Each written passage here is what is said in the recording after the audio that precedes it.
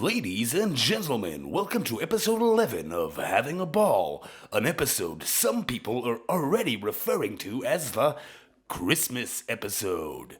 Jingle balls, ho ho ho!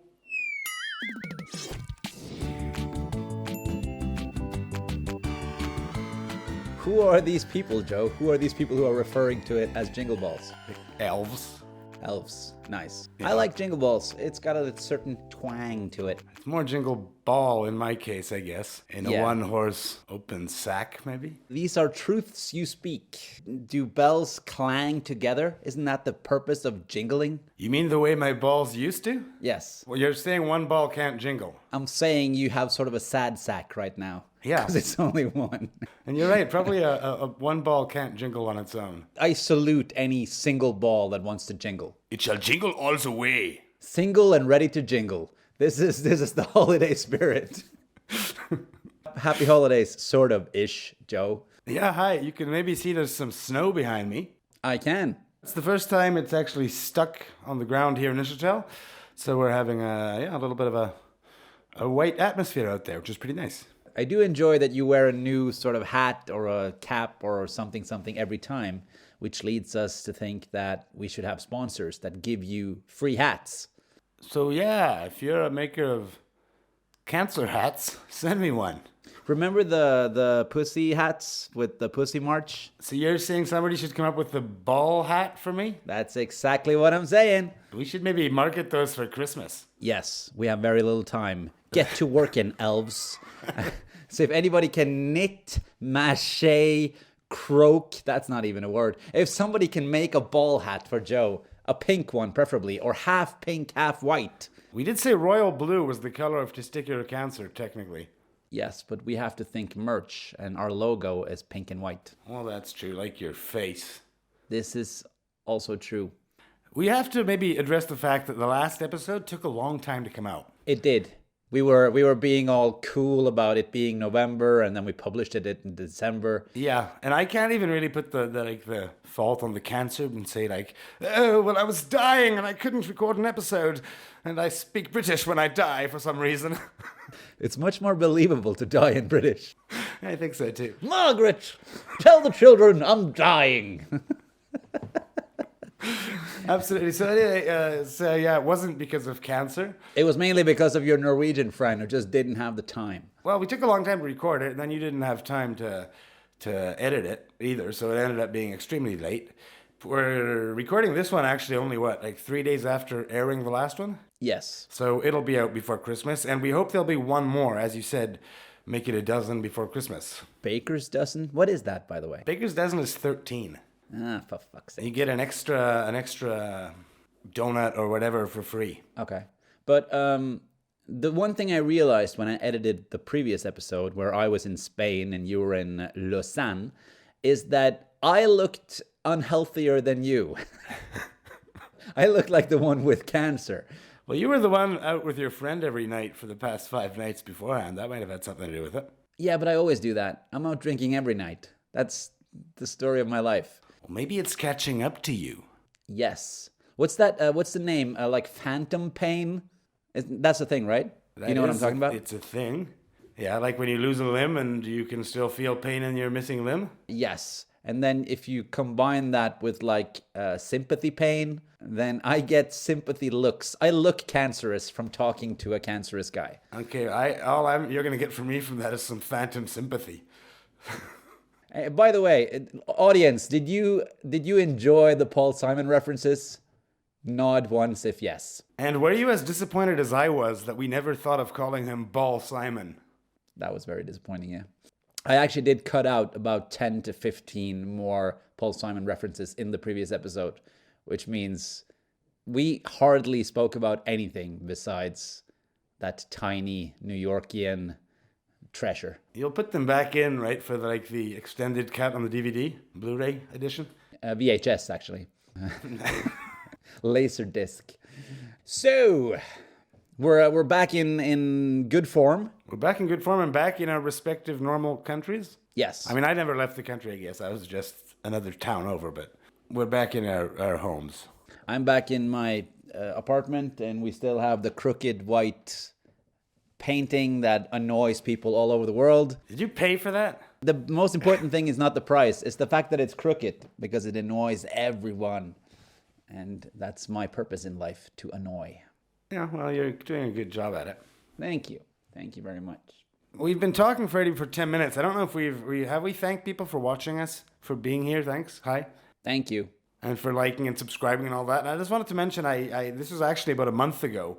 I got a really nice message on Facebook that I forgot to mention. A friend of a friend who wrote me and said she was really happy to watch the show because, one, she had a dark sense of humor.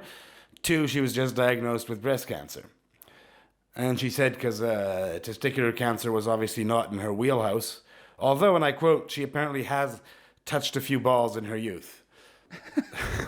And now she's a nun, right? I don't know. But she at least anyway said she enjoyed watching the episodes between her various appointments at the doctor. And she signed off as cancerously yours, which I got a laugh out of. Cancerously yours. Yes. That's beautiful. So she'll know who it is. So hi, thanks for the message. Hope you're doing well. This is not the same lady that bragged about getting her tits touched this summer, right? Based on us. No, that's another friend of mine. Not tits touched, fondled, groped, checked for lumps. Which again, we don't mind people do that. Put your hands down your pants. And on your tits. Yes. Preferably on your own, on yourself, because it becomes very Me Too-ish if somebody else does it. Exactly. Or just like do it and have a safe word. Cancer. That's a safe word. Imagine you're either a lady or a man who fondles someone else either upstairs or downstairs, and then it's getting hot and heavy and all that stuff, and then you're like, what is this? And they're like, shut up, we're supposed to have fun. And they're like, no, it's a lump here. And then they save their lives. You combine the two nicest things in the world, physical contact and not dying. That's a heartwarming story. Sounds like something out of a Hallmark Christmas movie. I'm actually employed by Hallmark to lift spirits in these horrific times. Okay, and just note to self, remember to start a thing next year. Ballmark original Christmas movies. Yes! And Ballmark cards. Absolutely. That'll be a thing. That'll be a thing. This is beautiful. Yes, but we are going to expand. We were thinking of, am I correct by saying that we're going to start a season 2 next year? Well, hopefully. That joke has been dragged out to the furthest, but yes. But yeah, as we said, we're hoping to do one more episode before the end of the year, which will be the episode right before I get operated on, which seems to me like can you get any more cliffhangery than that? No. That's pretty damn. People hate waiting for shit, but we'll try to push it out as soon as we can. That's the same thing I'm doing with my cancer, actually, trying to push it out as soon as I can. All right, so you got the feedback. You're being operated on in early January, right? Exactly. Originally, I was told it would be the 26th of December, but it's going to be a week later. I'll go in on the 3rd. Of January, and then be operated on the next day. A week in the hospital-ish? Ish, a week, yeah, exactly. The surgery last week, we mentioned it, but I didn't at all say what it's called. It's called RPLND, the procedure. RPLND. Yeah, I'm going to have to look this up. I did write it down. Retroperitoneal lymph node dissection. Oh, yeah, that was on my tongue. I guess the retro part means they have like afros and listen to 70s music. Most likely. Speaking of which, can we see your hair? Yeah, I actually do have some. Whoa. It's not so bad. I should actually cut it because I don't think it's all the same length. Because they didn't all start growing at the same time. So it might start looking funny at some point. But hey, I've got a hat on, as you said. Give him hats, people. But so this operation is to just remove abdominal lymph nodes along the spine that have cancer in them, basically. And hopefully that'll be the end of it. And they're still doing it the same way, in through the belly. Yeah, apparently it can be done. It has been done laparoscopically, where they make a little hole and put in a camera and a little thing. I'm getting all shit mixed up because we've spoken for days about this. But have you met your surgeon? Yeah, I met the surgeon in, remember I told you we had a breakdance competition in front of the hospital? He was the fist bumper. Exactly. from the previous episode. Exactly. Speaking of regular, normal, everyday listeners, my dad, who also watches every episode and usually has a comment, usually to correct something stupid I said. Remember last week I mentioned I'd be operated on at the island, the Inselspital, the island hospital. And so he gave me some information about why it has that name. I was correct. It used to be on an island.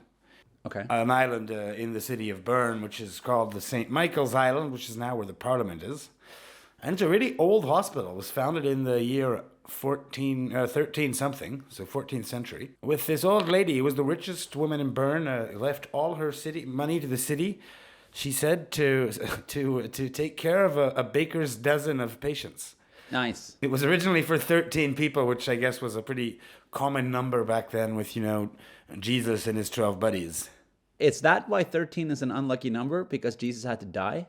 I think that is why 13 is an unlucky number, yes. So we just solved religion then? Well, I think most people knew this, except for you. Really? Probably. Fair enough. Yes, but so many questions. One, so this hospital was on an island. They moved the hospital but kept the name. Or is it like spatial glacier movement in Switzerland? No, that's what happened. It was named that in like 16 something. And then in 1850 or so, it moved to where it is now, but they kept the same name. Yeah. And that's it. It's no longer an island. Question number 2. Gut feeling. Do you think your dad knew this, or do you think he sent a request to his good personal friend Google? 100% Google. He copy-pasted something from Google, but he didn't try and hide it and pretend it was his own personal knowledge. That's good to know. Yeah. So that'll be coming up now in pretty much exactly 3 weeks. 3 weeks. I'll be going to the Inselspital for a little nice week-long stay. It sounds very Nazi-ish. Inselspital! You just had to slip that in there, didn't you?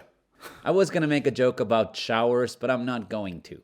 Because it's the holidays and we want to keep it light. But you're right, I guess we do have to get our Hitler quota into the episode.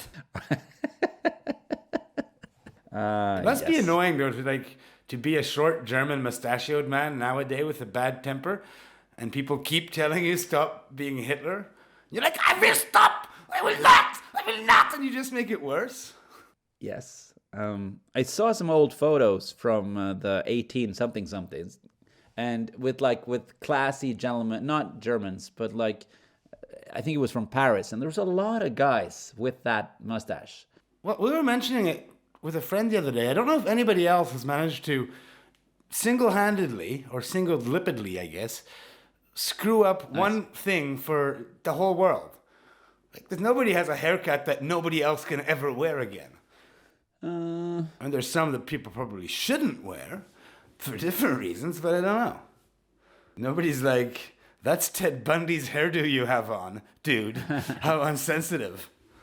Insensitive. You know the mass shooting in Norway 10 years ago on Utøya Island? I do.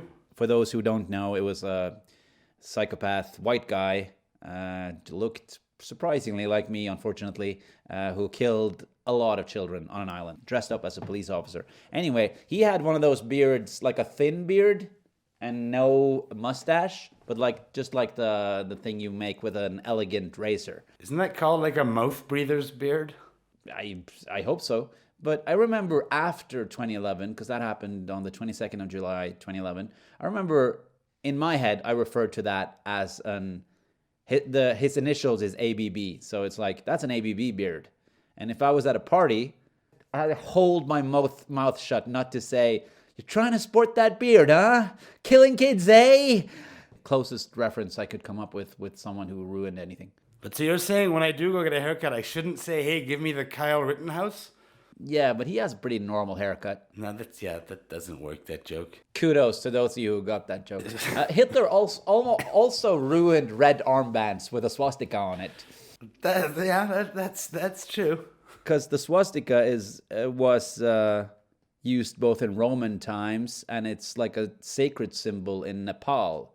It means something like peace and God and whatever. Because I went to Nepal years and years ago, and then you see all these quilts and these symbols and these flags, and it has a swastika on it, and you're like, that hasn't aged well.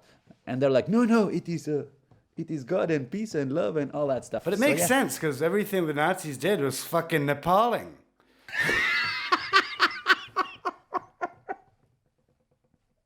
That will make the show reel. That will make the best of episode. What you drinking there? Healthy Swiss fizzy apple juice. You know what's interesting? When I edited the previous episode and I said, what you drinking there? You said, fruit juice. And then I was so angry with myself in the editing room that I have to address it now. What else kind of juice is there besides fruit? Like engine juice? Yeah. So when you say fruit juice, you mean juice. I do. It's like when you ask a Chinese person, what do you eat? He doesn't say Chinese food. He says food. That's true, but I guess if I just said I'm drinking the juice, you would have thought I was talking about O.J. Simpson, and then that would have been a whole other rabbit hole. Yes, indeed. Drinking the most famous killer that ever got away with it. There's layers and layers of... Allegedly. No, I can say it. I'll say it. He did it. I mean, he allegedly got away with it. Wouldn't it be funny if what actually gets us off the show is because we're sued by O.J. Simpson? Guys, I respect your plight to get rid of cancer, but I will not have you slander my good name. And we were like, good name? Yeah. So, let's try to stay on topic. Well, yeah, like we've ever been able to do that. Yeah, there's a first for everything. So we went through the RPLND at the Incel-Spital in Bonn. Yes, exactly. It would be a good name for a boys band where everybody has only one ball. Incel? No, RPLND. I don't know. I just think it has an NSYNC vibe to it with all those consonants hanging out together. Yes. But just for those who don't know, when we say incel, it's not the horrific word for lonely young men. Shit, no, yeah, I hadn't even thought of that. I'm not going to the incel. It's incel with an S, not a C. Yes, it means island. The incel hospital is a whole other deal. Because that would be amazing. Like, just place down your machine gun here, Mr. Rittenhouse. We're about to fix your balls. Yeah, it would be nice, but have they found a cure for incels? I don't know yet. The cure is to put them in the Incel-Spital hospital, lock the door, and light a match. Yeah. That's a solution. This is very really politically correct. I'm glad we reminded people at the opening of this episode that it was the Christmas episode, because content-wise, it wasn't really clear. I mean, we've had Hitler, cheerful Nazis, topic one by one. Kyle Rittenhouse, mass murder in Norway. Yeah, cool. And, you know, cancer. Do you have any good pedophile stories by any chance? Oh, this is a stretch. I'm pushing it here, but you know, in Norway, there's like a discussion when you decorate your Christmas tree, should you have it with or without glitter? Like sparkly, sprinkly, tingly on the tree. You don't mean the Mariah Carey movie. Okay. Thanks for clearing that up for me. You were going to make a reference to Gary Glitter, and that was the pullback to pedophilia. Oh! Oh, nice. Nice. Okay. Okay. You got our Christmas pedophilia. We're scraping the barrel at this point. We really are. Like Albert Fish. Albert Fish? He killed like 100 people, so I'm sure they were in a barrel, and at some point he had to scrape the bottom. His name was Fish, and he was a serial killer that put people in barrels? I don't think he put them in barrels. I just figure he must have at some point. That's like shooting fish in a barrel. That's brilliant. But how do you not know about Albert Fish? Because I don't know all things. Well, I thought, because what's his name? Norm Macdonald used to tell the story of Albert Fish all the time. All the time. He'd go into great detail about how he would cut people apart and take off their skin and wear it. And then he would always end with, he's a real jerk. When you mention it, it rings a bell. One bell, two bells, jingle bells. Jingle balls. Nice callback. But in the last episode, a few weeks ago, you said the words, I feel cured already. Do you still feel cured? Yeah, it's still this sort of waiting. I can't wait, surprisingly, to have my operations because something will happen. Because right now, it feels like I'm done with my treatment. How's your sort of general health? Like, how do you feel practically? Fine. I have none of my side effects anymore. My hair's coming back. Feel healthy. I've just been living normally. If you walk up a hill, will you die from panting at the top? Maybe a little. I try to avoid too strenuous things. Okay. So I don't really know because I don't walk up hills. But is there like a period where like, because you're not done yet, still have the operation. Have you been told to just relax and take it easy? Basically, yeah, take it easy. I mean, now if I had a job, I would be back at it right now. I'd be completely fine to do that. I'm taking it easy. Yeah, I try not to go too overboard and do too physical stuff, but I really am fine. I've been living normally, looking for work, and that's about it. Yes, please hire this man. He makes fun audio clips. I do indeed do some voice work if needed. And I can even not only do the creepy monster voice, I could do normal voices too. Little Timmy wants a bike. Little Timmy shall have no bike this year. Because little Timmy has cancer. Was that Batman suddenly? I'm Timmy. I have cancer.